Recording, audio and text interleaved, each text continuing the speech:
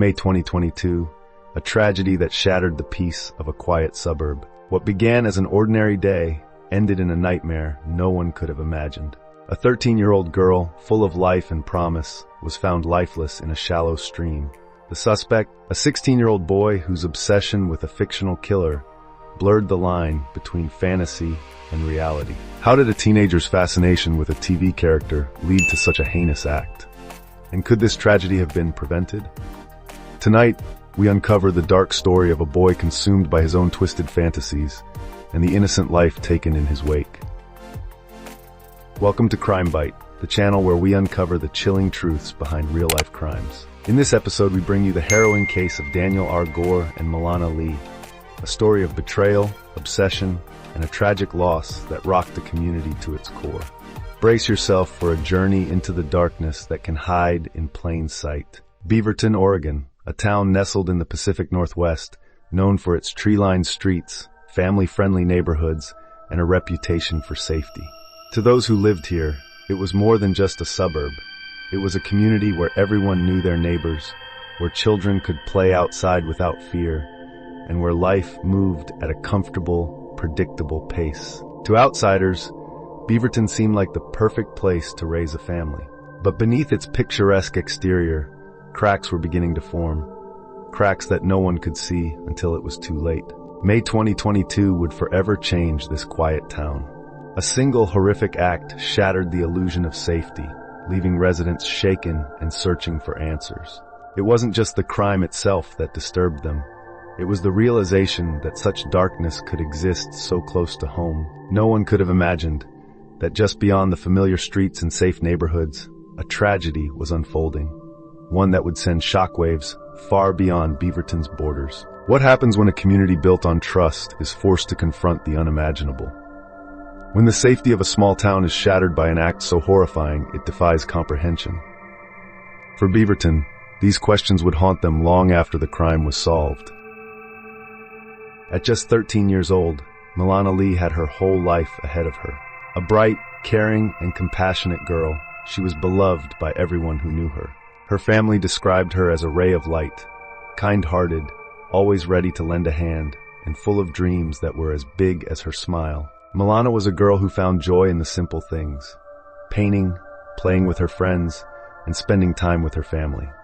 Her teachers described her as a dedicated student, someone who always went out of her way to help others. Her friends called her a great listener, the kind of person who made you feel important just by being around her. She was the sweetest person I've ever met, the friend says softly. Milana was the kind of person who would stay up all night helping you study for a test, even if she had her own homework to do.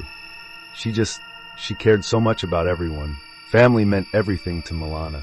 Her younger brother looked up to her, often calling her his best friend. She dreamed of becoming a teacher one day, inspired by the way her favorite educators made learning exciting and fun. But those dreams, and the life she was so eager to live, would be brutally cut short in a way no one could have imagined.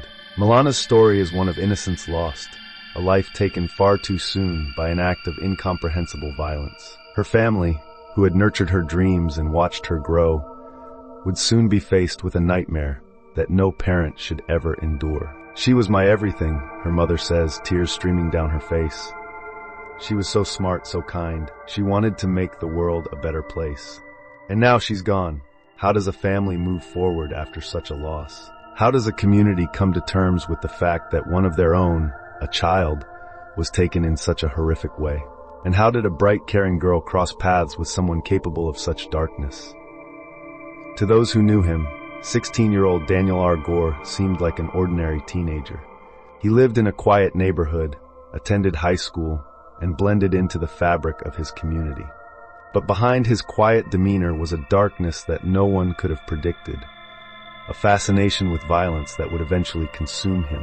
Daniel wasn't like the other kids. Teachers described him as withdrawn, rarely participating in class and keeping to himself. Classmates noticed his peculiar behavior, his tendency to sit alone, his habit of avoiding eye contact, and the unsettling sketches that filled his notebooks. His fascination with the macabre wasn't just a fleeting curiosity. It became an obsession. Daniel idolized a fictional character known for calculated violence and cold-blooded killings. In his mind, this character wasn't just entertainment. It was an aspiration. Daniel's obsession with violence grew with every passing day. He consumed books, shows, and online forums that glorified control, manipulation, and murder. To those around him, these were harmless interests. But to Daniel, they were the foundation for something far more sinister. He was weird, they admit. He never really talked to anyone, but when he did, it was always about something dark. Like, he once told me he wanted to know how it felt to take a life. I thought he was joking. I didn't think he was serious. While others his age were focused on school, friends, and the future, Daniel's thoughts were consumed by violent fantasies. He spent hours in solitude, meticulously planning and imagining scenarios where he could take control, inflict pain, and in his mind, become the master of his own chaotic world. His journal became a chilling window into his mind, a place where fantasy and reality began to blur. In these pages, he outlined his thoughts, his plans, and his desire to act on the violent urges that consumed him.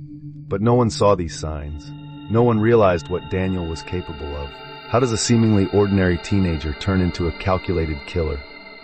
Was it the influence of media, the isolation, or something deeper, a darkness that was always there, waiting to emerge? On a seemingly ordinary day, 13-year-old Milana Lee crossed paths with Daniel R. Gore. To the casual observer, it was an innocent interaction, two teenagers meeting by chance in the middle of a busy park. But authorities would later uncover chilling evidence suggesting that this encounter was anything but random. Authorities believe Daniel carefully planned their meeting, choosing a location where his presence wouldn't raise suspicion. He had observed Milana before, learning her habits and routines. To him, this wasn't a coincidence. It was the culmination of days, perhaps weeks, of calculated planning. What Milana saw was just another teenager, someone harmless, someone her own age. Daniel, however, had other intentions. He used charm, a false sense of trust, and careful manipulation to convince her to follow him. To Milana, this likely felt like a harmless adventure. But what she didn't know was that she was stepping into a trap. One meticulously set by someone who had spent months feeding his darkest fantasies. Daniel knew exactly what he was doing. Every step they took deeper into the woods brought them closer to the horrifying conclusion he had envisioned. This was no spur-of-the-moment decision. It was a premeditated act, driven by his obsession and his growing need to act on his violent fantasies. Authorities pieced together what happened next through evidence and Daniel's chilling confessions. The woods, secluded and silent, became the stage for a nightmare, a place where Daniel's dark fantasies collided with Milana's innocence. What should have been a carefree day ended in tragedy. Milana, full of life and promise, trusted someone who had no intention of letting her leave those woods alive. It was a betrayal so cruel, it shocked even seasoned investigators. In the dense woods of Beaverton, Oregon, 16-year-old Daniel R. Gore's twisted fantasies became a horrifying reality. What should have been a peaceful, quiet place became the site of an act so brutal, it would haunt everyone who learned of it. This was not a moment of lost control. It was a calculated act of cruelty, carried out with chilling precision. Daniel had led Milana into the woods under the guise of trust. But as the two stood in the clearing, that trust was shattered in an instant. Investigators would later piece together the brutal details of what happened next. A sequence of events that defied comprehension. Milana, just 13 years old, fought for her life. But against Daniel's premeditated violence, her efforts were tragically futile. This wasn't a crime of passion. It was the culmination of weeks, perhaps months, of planning. For Daniel, this was the moment he had fantasized about, the moment he had written about in his chilling journal entries. Investigators who arrived at the scene described it as haunting. Evidence of a violent struggle was scattered across the clearing, each piece telling a story of fear, pain, and betrayal. Milana's life had been stolen in a way that shocked even the most experienced officers. After the crime, Daniel left the scene with a chilling calmness. There was no panic, no hesitation, only the calculated movements of someone who had planned every detail. To him, this was the completion of a fantasy. To the world, it was the beginning of a tragedy that would leave a community in mourning. For law enforcement, the scene was a puzzle. each fragment of evidence a piece of a larger, more horrifying picture. What they found in those woods revealed the depths of Daniel's depravity and the lengths he had gone to in order to carry out his plan. Daniel's journal would later provide investigators with a disturbing glimpse into his psyche. It wasn't just a record of his thoughts, it was a blueprint for his actions. He had fantasized about this moment, planned it in excruciating detail, and carried it out with an alarming lack of remorse. "In all my years, I've never seen anything like it," he says. This wasn't just a crime, it was a performance. He knew exactly what he was doing, and he didn't care about the consequences. That's what makes it so chilling. How does someone so young commit an act so violent? Was Daniel born with this darkness, or was it something that grew over time, fed by his isolation and his obsession with control? And how did no one see the warning signs before it was too late? Days after Milana Lee was reported missing, the search came to a devastating end. In a shallow stream within the dense woods, investigators made a chilling discovery. The serene forest that once symbolized peace had become the site of unimaginable tragedy, a crime scene that would haunt everyone who stepped into it. Milana's lifeless body was found partially submerged in a shallow stream. The discovery sent shockwaves through the small community of Beaverton, leaving residents grappling with the horror of what had unfolded so close to home. For the officers on the scene, it was a moment they would never forget. The serene beauty of the forest was shattered as investigators began their work. Every detail, every clue, was documented in an effort to piece together the events that led to Milana's tragic end. The scene was a stark reminder of the darkness that can hide in even the most peaceful places. "It was heartbreaking," he says quietly. "You go into every case hoping for a different outcome, but this one was especially hard. She was just a child, and the brutality of what happened to her, it's something none of us will ever forget." The evidence told a story of fear and betrayal, each piece revealing more about Milana's final moments. Forensic teams worked tirelessly, combing through the woods for anything that could lead them to the person responsible. Milana's body was found not far from the bustling park where she had last been seen. The realization that such a horrific crime had occurred so close to a place of joy and laughter sent chills through the community. Parents held their children closer, and neighbors looked at one another with suspicion, wondering who among them was capable of such an act. The discovery of Milana's body was a turning point for the community. What had once been a peaceful suburb was now a town in mourning, united by a shared sense of loss and a desperate need for answers. But for law enforcement, the discovery was just the beginning.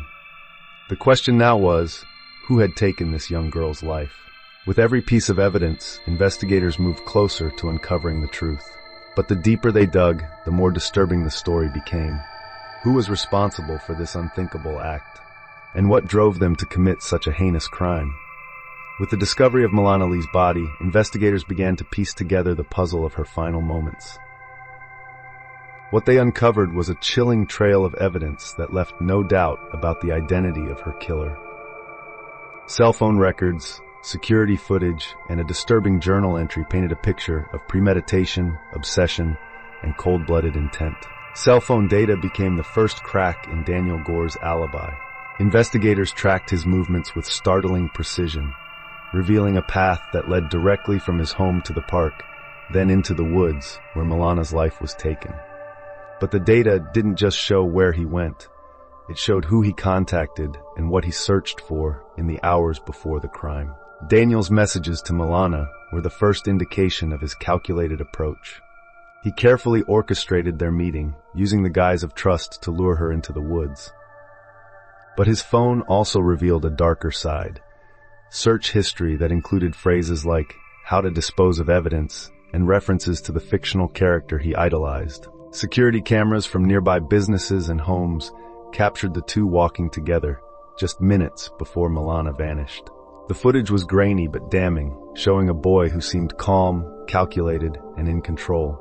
For investigators, it was one of the final pieces of the puzzle. But the most damning evidence came from Daniel's own words. In his journal, investigators found detailed entries that revealed his darkest thoughts. He compared himself to a character from his favorite TV show, someone who thrived on control and violence. To Daniel, this wasn't just a fantasy, it was a blueprint for his actions. Daniel's journal was a chilling glimpse into the mind of a killer. It wasn't just a record of his thoughts, it was a manifesto of violence, filled with plans, motivations, and an eerie detachment from the reality of his actions. Each page revealed a boy who saw himself not as a criminal, but as a mastermind. Piece by piece, investigators built their case. The journal, the phone records, and the security footage all pointed to one inescapable conclusion. Daniel Gore had meticulously planned and executed the murder of Milana Lee.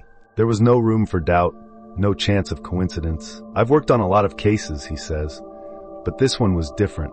The level of planning, the lack of remorse, it was chilling. This wasn't an act of impulse. It was calculated, deliberate, and deeply disturbing. How does a teenager reach a point where violence becomes not just an option, but a goal? What drove Daniel Gore to commit such a heinous act? And how many warning signs were missed before it was too late? Days after Milana Lee's body was discovered, authorities moved swiftly to make an arrest.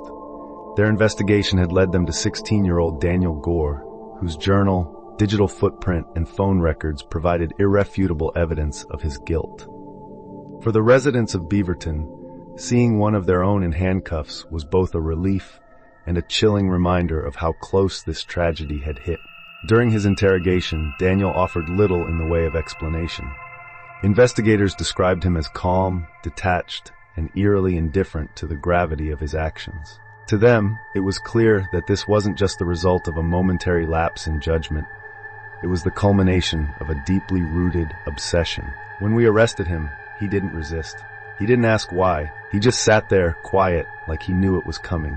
That lack of emotion, it was chilling, the investigator recalls. Daniel was charged with first-degree murder and other related offenses. As the trial began, the courtroom became a space of raw emotion, where the cold facts of the case clashed with the unbearable grief of Milana's family. For them, this wasn't just a trial. It was the fight for their daughter's memory and justice. This was not an accident. This was not a crime of passion, she says, gesturing toward the evidence table. This was premeditated, calculated, and deliberate. Daniel Gore lured Milana into the woods, knowing exactly what he intended to do. And he carried it out without hesitation. Prosecutors meticulously presented their case, using Daniel's own words and actions to paint a picture of a teenager consumed by darkness. His journal became the centerpiece of their argument, a document that revealed his twisted fantasies and his chilling plans to bring them to life. The defendant is a child himself, the attorney argues, a boy who became lost in the world of fiction and blurred the lines between reality and fantasy. While his actions were tragic, they were the result of a troubled mind, not pure malice. She was my everything, her mother says through tears. And now she's gone. No sentence will ever bring her back, but I hope you understand what he's taken from us. Milana didn't deserve this. She deserved to grow up, to live her dreams, to be safe. For Milana's family, no sentence could ever heal the pain of their loss. The courtroom became a place of both anguish and resilience, where their love for Milana shone brighter than the darkness of the crime. The jury deliberated for hours, weighing the evidence and the emotional testimonies. In the end, they found Daniel guilty on all counts. He was sentenced to life in prison, with the possibility of parole after 30 years. For some, it was a step toward justice. For others, it could never be enough. How does a family move forward after such a loss? How does a community rebuild after such a betrayal of trust? And how do we ensure that no child is ever taken so cruelly again? Milana Lee's death sent shockwaves through the community of Beaverton. A town once known for its safety and close-knit neighborhoods was now united by grief and haunted by questions. How could a tragedy like this happen here? And what could be done to ensure it never happens again? In the days following the trial, the community came together to mourn the loss of Milana. Vigils were held in her memory, each one a poignant reminder of the light she brought to those around her. But as the candles burned, so too did the anger and determination to prevent such a tragedy from happening again. I moved here because it was supposed to be safe, she says, clutching her child's hand tightly. But now I can't help but wonder, how many other kids are out there hiding their pain? How do we make sure this doesn't happen to another family? Milana's life was stolen from us, but her memory will not fade, the pastor says. We owe it to her family, to every child in this community, to ensure that her story sparks change. Grief turned into action as residents took to the streets, demanding answers and accountability. They questioned not only the failures of individuals, but the broader systems that allowed such a tragedy to unfold. We cannot let this happen again, one parent says firmly. We need better education for our kids, stricter monitoring of violent media, and more support for families who are struggling. If we don't act now, when will we? As an educator, I see kids who are hurting every day, she says. We need more training to recognize the warning signs of violence and isolation. This isn't just about one child, it's about all of them. Violence in media doesn't create monsters, the psychologist explains, but it can desensitize and fuel those who are already struggling with dark thoughts. What we need is a multi-pronged approach: parental involvement, community vigilance, and access to mental health care. For the people of Beaverton, this was more than a moment of mourning. It was a call to action. They vowed to honor Milana's memory by creating a safer, stronger community, one where every child is seen, heard, and protected. Milana's story became a symbol of resilience and change. Her classmates and friends worked to keep her memory alive, creating art and projects that reminded everyone of the vibrant life that had been taken too soon. But even as they looked forward, the pain of her loss remained. I was lucky enough to survive, she says, her voice steady but filled with emotion. Milana wasn't. We can't bring her back, but we can fight like hell to make sure no other child falls through the cracks. This is our responsibility as a community and as a society. These conversations weren't easy, but they were necessary. The tragedy forced Beaverton to confront uncomfortable truths about safety, awareness, and the unseen struggles of its youngest members. The question now was, would these discussions lead to meaningful change? Milana's death left scars on Beaverton, but it also planted seeds of hope. The community vowed to never forget her, to protect their children more fiercely, and to ensure that her story would inspire action, not just sorrow. Milana Lee's story is a heartbreaking reminder of how quickly trust can be betrayed and how easily innocence can be lost. Her life, full of promise and potential, was stolen in an act of unimaginable cruelty. Her death is not just a tragedy, it is a wake-up call for all of us. Her loss forces us to confront the dangers that lurk beneath the surface of everyday life. How do we protect our children in a world where trust can be so easily manipulated? How do we create communities where every child is safe, every warning sign is heeded, and every voice is heard? Milana's story is not just about grief, it's about resilience. It's about the power of a community coming together, united by a shared determination to ensure that her life, though tragically cut short, will have a lasting impact. It's about the lessons we must learn and the actions we must take to protect the most vulnerable among us. Thank you for watching CrimeByte. Stories like Milana's remind us of the work that still needs to be done. Don't forget to subscribe for more gripping true crime documentaries and share your thoughts in the comments below. Let's continue the conversation, fight for justice, and work together to prevent tragedies like this one.